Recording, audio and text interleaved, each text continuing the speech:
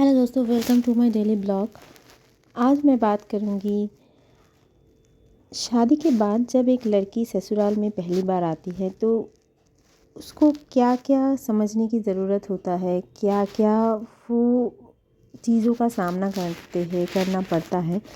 और आज का जो टॉपिक है ना, इसमें मैं ये आशा रखती हूँ कि मैं जो भी कहूँगी बताऊँगी, आई होप कि जो लोग अभी भी शादी नहीं किए हैं, करने वाले हैं, वो थोड़ा उसमें से थोड़ा हेल्प मिलेगा।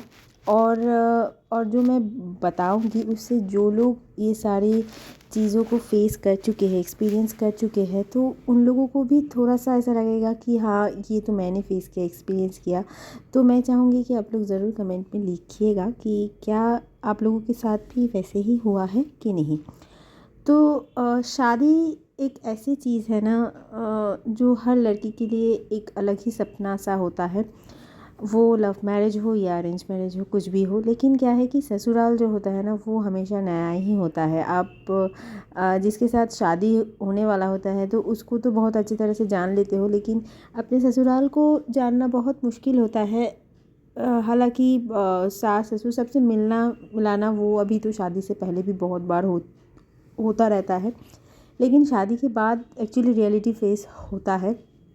तो शादी के बाद क्या होता है कि जब आप किसी नए फैमिली में आते हैं ना, तो वहाँ पर सब नए आप जो आपके मायके में आप जो कुछ भी किए हो ना, वो सब ऐसा लगेगा कि एक नया दुनिया है, एक नया जगह है, कि सब कुछ अलग है। अचानक से सब कुछ अलग है। पता है, मेरा ये है कि मेरा खुद का एक चीज़ है।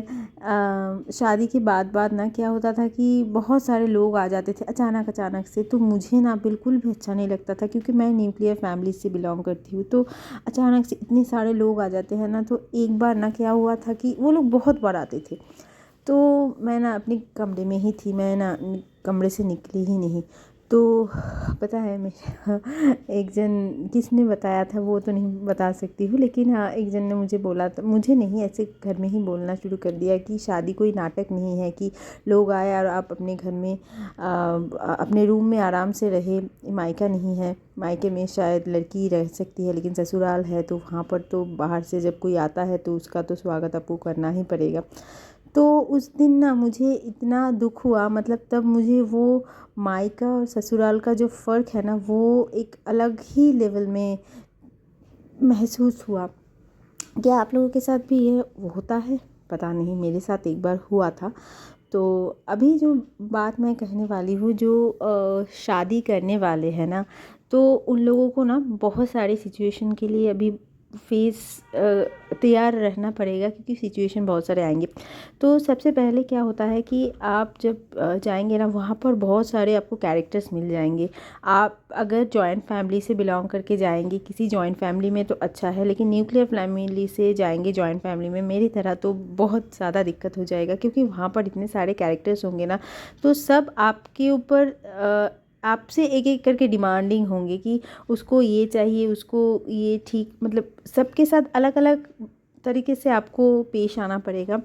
तो मैं कहूँगी सबसे पहले इसके लिए ना आप अपने हस्बैंड से अच्छे से बात कर लीजिए कि कौन कैसा है। ये चीज़ सिर्फ़ और सिर्फ आपके हस्बैंड ही आपको अच्छे से बता सकते हैं उस टाइम, क्योंकि कहीं ना कहीं मुझे लगता है कि हस्बैंड जो होंगे ना, पहले हमेशा हर हस्बैंड न्यूक्लियर रहते हैं, लेकिन शादी के कुछ दिन बाद मुझे अपनी पर्सनल एक्सपीरियंस से ऐसा लगता है कि शादी के कुछ दिन बाद ना क्या होता है कि हस्बैंड ऐसा हो जाता है कि उसका ना अपनी माँ की तरफ थोड़ा डिफेंडिंग ज़्यादा हो जाता है कि हाँ, माँ से ही है, माँ से ही है। लेकिन शादी के तुरंत बाद ऐसा नहीं होता। शादी के तुरंत बाद नया नया सब कुछ लगता है, तो बहुत ही अलग लगता है।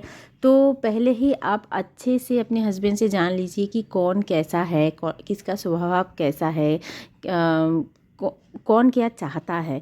तो आप अगर मैं ये नहीं बोलूँगी कि आपको बिल्कुल वैसे ही करना है, क्योंकि देखिए हम भी किसी के घर से जब जाते हैं ना, तो एक्चुअली जब कोई सास बन जाता है या कोई उस साइड से होता है ना, लड़के के साइड से होता है ना, तो उसको ऐसा लगता है हमेशा कि जो लड़की आ रही है ना, वो बिल्कुल हम जैसे जो बोलेंगे वैसे ही करना है। ऐसा नहीं होता है, ऐसा नहीं होता है। उन लोगों के साथ भी ये हो चुका है, लेकिन क्या है कि जब वो उस चेयर में आ जाते हैं ना, कि सास के चेयर में आ जाते हैं, ससुराल के चेयर में आ जाते हैं, तो उनका जो रवैया है ना पूरा अलग ही हो जाता है। ये ज़्यादातर क्षेत्रों में होता है, जिनके साथ नहीं होता है तो मैं बोलूँगी कि बहुत ही लकी है वो लोग।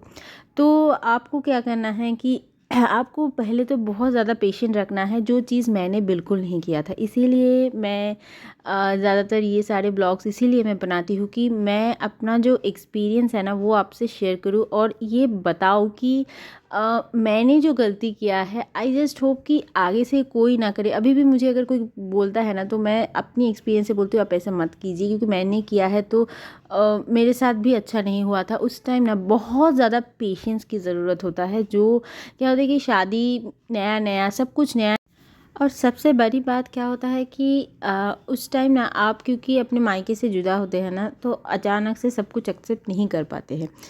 तो सबसे पहले क्या है कि आपको जो भी कुछ कहा जाए ना, आप उसको पहले सिर्फ सुनते जाइए, उसके ऊपर कोई भी आंसर्स मत कीजिए, आर्गुमेंट तो करने के बारे में सोचिए ही मत, सिर्फ उसको सुनते जाइए, इंक्लूडिंग योर हस्बैंड। हस्बैंड को भी उस टाइम बिल्कुल भी ऐसा नहीं लगना चाहिए कि हाँ ये तो ज़िद करती है, ये तो आर्गुमेंट करती है। बिल्कुल भी उस रास्ते में मत जाइएगा।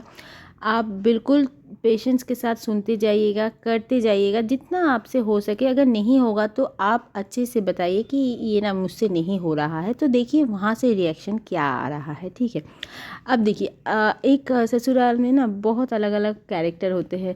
जो सबसे ज़्यादा अपना होता है, अपना मतलब जो जिसके साथ आप ज़्यादातर टाइम स्पेंड करेंगे वो होगा सास ससुर। ससुर जी तो वैसे अपना अपना अपना रहते हैं, ससुर जी ऐसे होते हैं।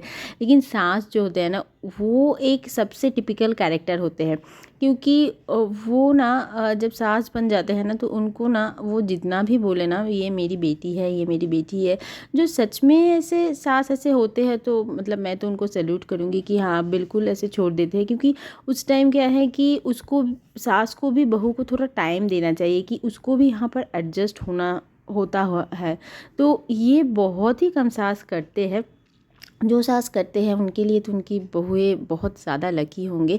लेकिन अगर ऐसा कुछ नहीं है तो आप भी बताइए कि हाँ मुझे थोड़ा एडजस्टमेंट के थोड़ा सा टाइम दीजिए, क्योंकि आप जब एक अलग जगह से आते हैं ना, वहाँ के रहन सहन खाना पीना सब कुछ अलग हो जाता है, तो उसके साथ एडजस्ट करने में थोड़ा सा टाइम लगता है। वो आप उनको समझाइए कि हाँ मैं थोड़ा सा टाइम ले रही हूँ, लेकिन मैं ज़रूर यहाँ पर जो हो रहा है उसको मैं एडजस्ट करूँगी। ऐसा बिल्कुल भी कभी मत बोलिएगा, नहीं मुझसे नहीं होगा, मैं नहीं करूँगी, ठीक है। ये कभी भी किसी को मत बोलिएगा।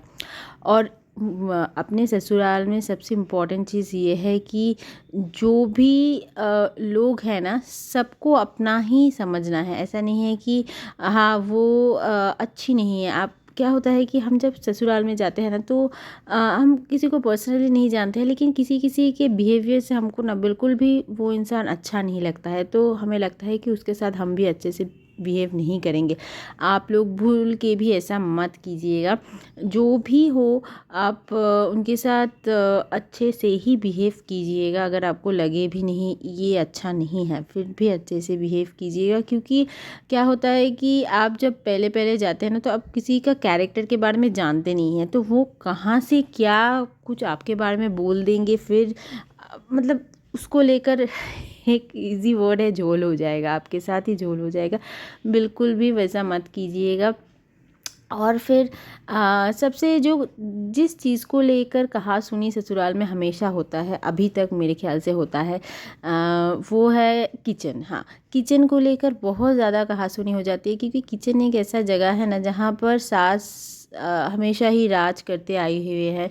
अब वहाँ पर आप जाइएगा तो बिल्कुल एक कहा सुनी होता रहेगा कि आप अपने अकॉर्डिंग कुछ भी बनाते जाइए कि करते जाइए, तो वो उनको पसंद नहीं आएगा। ये एक मतलब ज़्यादातर घरों में ऐसा ही होता है। तो आप पहले देखिएगा कि अपने सास से कि वो क्या कर रही है, कैसे कर रहे हैं, और हमेशा ही उनको मदद करने की कोशिश कीजिएगा। ऐसा नहीं है कि ठीक है वो कर रही है, मुझसे नहीं हो रहा है तो मैं दूर भाग जाती हूँ, मैं नहीं करती हूँ, अभी मैं आराम कर लेती हूँ। कभी भी ऐसा मत कीजिएगा। अगर वो बोले कि हाँ अब तुम जाओ तब जाइएगा, वरना नहीं जाइएगा। क्योंकि इससे ना क्या होगा कि वो ही बाद में सुनाएगी कि हाँ मैं तो काम कर रही हूँ लेकिन ये तो कुछ भी नहीं कर रही है, अपने रूम में आराम कर रही है। तो कभी भी ये बात उठाने का बिल्कुल भी मौका मत दीजिएगा। तो आप हमेशा उनको हेल्प करते रहिएगा, हमेशा ही किचन में रहिएगा, उनके आसपास रहिएगा।